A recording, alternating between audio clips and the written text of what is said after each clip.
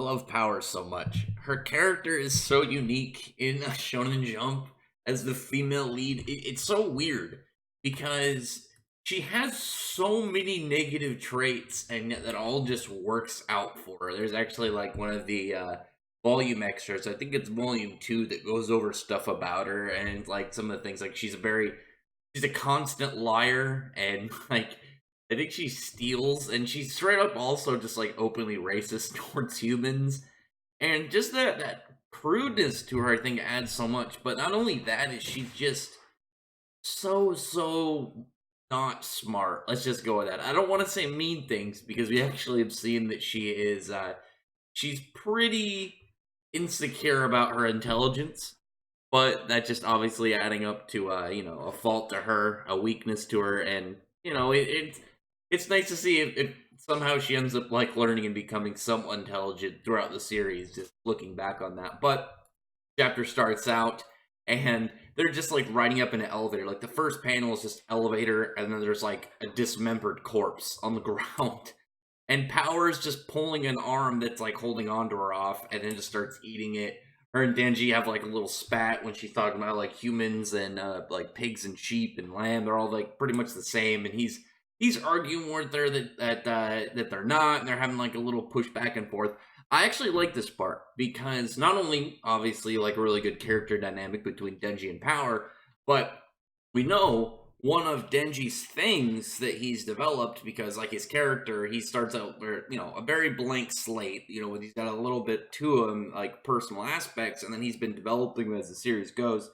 One of the things obviously we know now after the after the whole incident with poor Rip Pimento, but while they're in the hospital, that Denji has realized that his human kind of like heart, his whole kind of just like grasp of humanity is starting to slip away. He doesn't feel pretty much any real weight to any of the characters around him. I think it's not really of like, oh, I have the heart of a devil. I think he just doesn't really actually care too much about him because he's never really cared too much about other people throughout his life. But maybe that will continue down that darker path, or maybe he'll be able to kind of like gain some semblance of humanity in his heart again. And but this part, like he talks about, like he's saying that like humans aren't the same as animals for slaughter, and I thought that was pretty nice because even though we know that he has some wavering emotions towards the kind of like the weight of life for other humans, he has this right here in this scene where he shows it's not fully gone. There just has to be some form of like wavering position of him, or maybe it's specifics the way he's thinking about it. I just thought that was a neat little thing to kind of pass along. But then when their elevator opens, there's just a hallway full of zombies, and they're kind of getting a little nervous. And Denji just is just like, they haven't noticed us. Don't make any noise. We'll figure this out. And Power immediately just yells at him and starts like yelling at these zombies. And they immediately come at her, and she like cuts her wrist, makes two like short blades out of her blood, and she's like, "Watch my back, Denji. I got this. Be my support." And at that little moment, just like Denji just lets the elevator door shut, and then he leaves.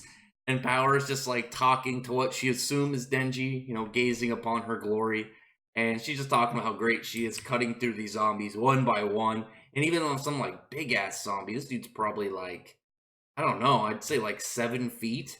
And she just cleaves right through him, just chops his head right off. And she's just talking about how powerful she is. And she looks so happy during that.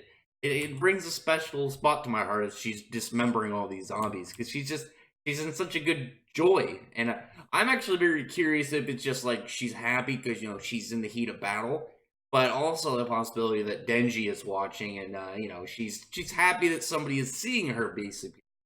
And even though there hasn't been anything really yet, eventually I feel like Denji and Power will be a thing just because main character female lead. I like their dynamic. I think they have a really good kind of like back and forth, and this is one of those parts I think would really help kind of just like nudge that forward. I do really like Power. Power, I think she's probably my second favorite female character right now in Shonen Jump. I think the only one right now more is maybe Noelle. They're definitely close. It's definitely between Power and Noelle. I really like both of their characters. Obviously, Noelle is a really good character. She's had a lot of development, really cool design, a lot of good parts in the series. But Power just has this unique aspect to her that I just really enjoy. Obviously, though, it's hard to kind of grasp it. Like, look at all this content and all this fun stuff, and then it's like, look how fresh and weird this character is, and it's hard trying to balance those. But right after that point, when she's just like has her moment, she thinks that Denji is watching her, and Denji's actually just hanging out in the elevator, going up to wherever he's pressed some buttons to go to next, gets his chainsaw cord ready, and ends up running into the Katana Devil guy. And I wish we had a name for him. I'm starting to get some of the other names, but at the same time, well, not all of them. What Sawatari, the Snake Devil girl, but um, this dude still doesn't have a name. He's just Katana Devil dude, and he's pretty much talking to Denji. He's trying to kind of like reason with him, and he's like saying like depending on what he says is they're gonna surrender, but it's really just kind of like him trying to like talk to them and be like, you kind of owe us because you killed my grandfather, you killed their friends, so we want some compensation. So just kind of like calm down and let us kill you. And I'm just like, dude, you're ridiculous. I mean, you're definitely crazy, dude. You're a terrorist, so it's not like I have to expect sanity of you, but still. And Denji's just trying to explain to them, like, he killed them when they were zombies, and the dude just calls him a liar. Katana Devil guy just straight calls him a liar. Denji's just like, okay, whatever. You don't have to believe me. It doesn't matter. And they're just kind of like talking about how even though that his heart pretty much became, I think he says, yeah, the Katana Devil, straight up Katana Devil. So that makes me also wonder if that's going to be pretty much how these kind of like human devil hybrids, because we know there are devils, and obviously we know fiends when a fiend takes over or a devil takes over a human's body. But maybe these versions, I guess we could just call them devil men until get a proper name. They take in a devil directly to become their heart. It's kind of maybe their life force, kind of just where they're drawing their power out of. Maybe that's why they're also like immortal, because like that was the note from Jibei. That's how his name is pronounced. But he talks about how essentially they are immortal to a degree, because Power, he says, is semi-immortal, but Denji just straight says is immortal. And I'm wondering how much of that would fall onto Katana Devil dude. And now they're just kind of like trying to get at Denji, because he's like, you didn't feel anything killing those zombies, but I still had a little bit of conscience left in me from my human side, and my conscience pretty much, it rattled me a little bit for it. And he's like, so you're pretty much just fully not human anymore, so just let us kill you. And Denji's like, no, I don't want to. What's funny is I read a Q&A from I think it was a couple months ago, but it was with Fujimoto, the author of the series, and he pretty much says like something he really wanted to do was to have a character who just his main character to be very cheerful and just kind of like very high spirited even in dark situations. So it's just Denji really does radiate. He has just such a kind of a nice mentality to him. That's like something I liked about Golem Hearts when that was going on. Main character Noah, he had a similar vibe. Obviously, it wasn't as dark as Chainsaw Man, and it's not as bloody, but he still had some dark stuff in there. And the main character he was very optimistic about what was going on. He was straight more like he felt more like he was a sitcom character though, like the way how happy he was. Whereas Denji's just kind of positive in his own right, and that's when it happens. And he gets his chainsaw cord, pulls it, his blades are starting to come out. The Katana Devil takes off his hand, his blades are coming out, and he gets in the stance again.